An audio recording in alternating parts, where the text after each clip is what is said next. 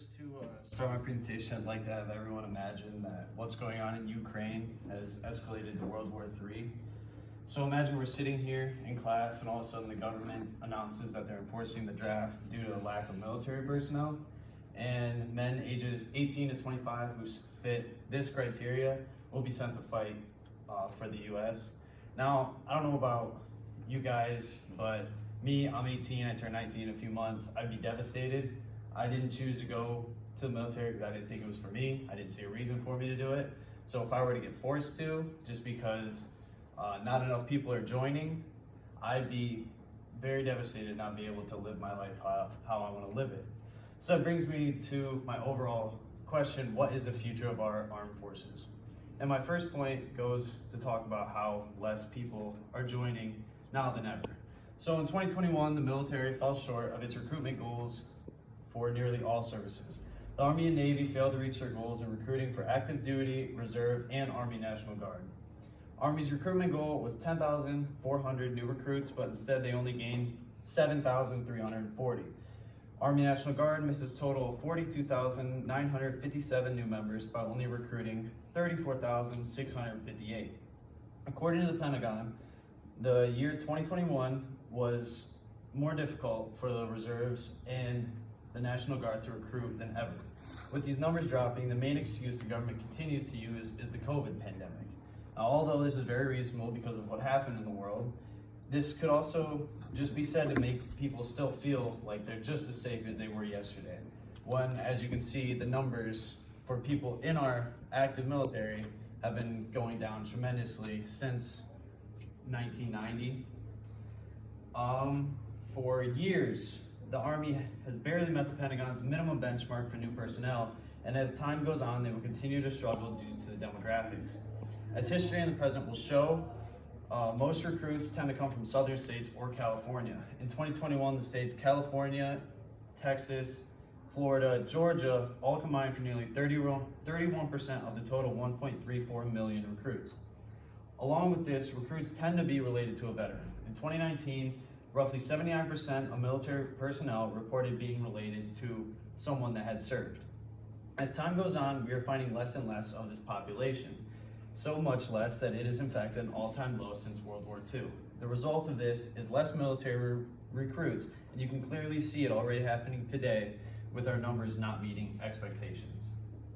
Now, I'd like to shift focus to our generation, Gen Z. Why isn't Gen Z filling up the military? Why isn't our military huge?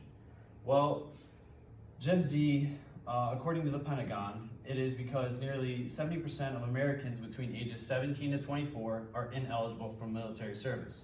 The top 5 reasons behind this being obesity, mental health, drug use, criminal record, or lack of high school diploma. So of the eligible 30% that could join the military, it appears that only roughly 12.5% show any interest at all in joining. But for me, when I think of Gen Z not joining the military and why they won't, it really leads me to 4 basic reasons. Reason number 1 being, when I think of military, I think of serve and protect our country, but throughout our lives, there's never been a fight on our own soil. It's all been in the Middle East and on other countries' soil. So for me, serving and protecting our country is actually serving and protecting another country.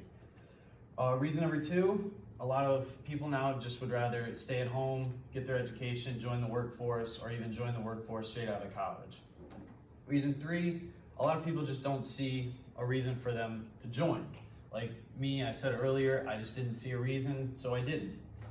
Reason 4, a lot of people don't like death, they don't want to risk their life, so and then 2 quick things that were just really eye-opening to me is that boomers were 6 times more likely to serve in the military than millennials, and currently 7 times more likely compared to Gen Z.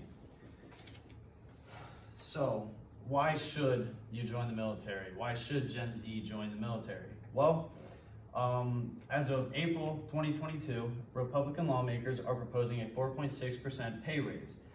The Army has recently announced it is offering a bonus of $50,000 to new recruits who enlist for 6 years. If you have gone to college or plan to go to college, the military will help you repay student loans or repay your debt.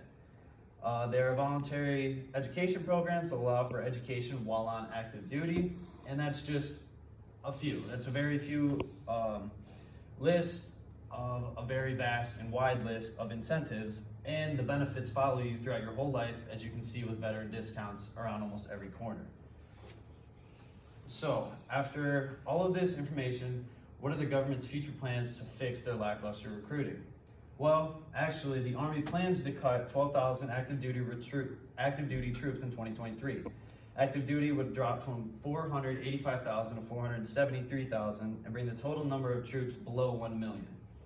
With the fiscal year 2023 budget being proposed at $178 billion, the Army plans to relocate the funds from those 12,000 troops to improve itself in newer ways.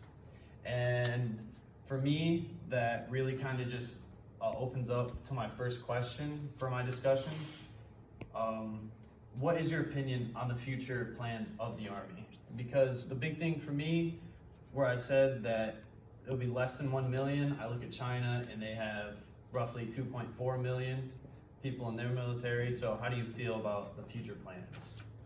Well, I did the Coast Guard for 4 years, and I think a lot of it is people just don't know what type of benefits you can get out of the military because it's just not advertised very much. I'll give you an example. I was 18 years old.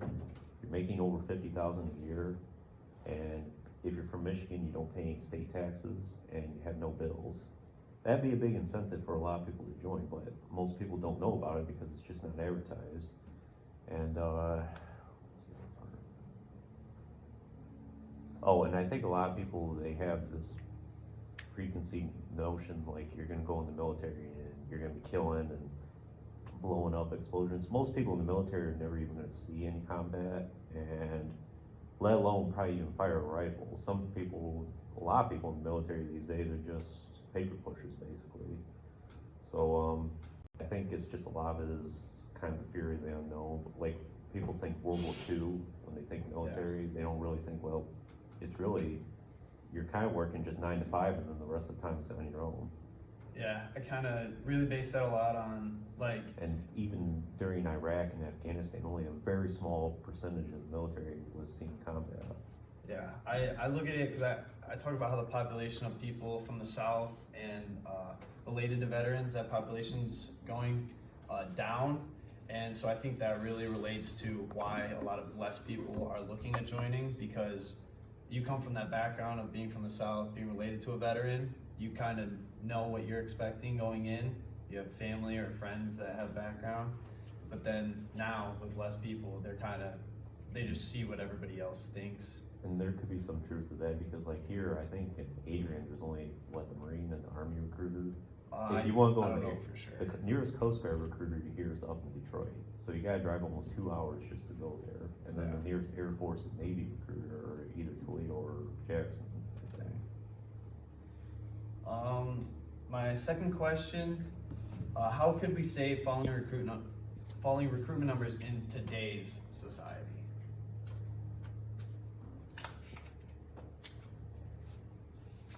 I think the main reason, not main reason, but in my personal opinion, the reason I wouldn't want to go into the Army or Marines or whatever is because I want to get a college degree. I think a lot of people are focusing on college instead of like the Army or anything like that, the armed forces.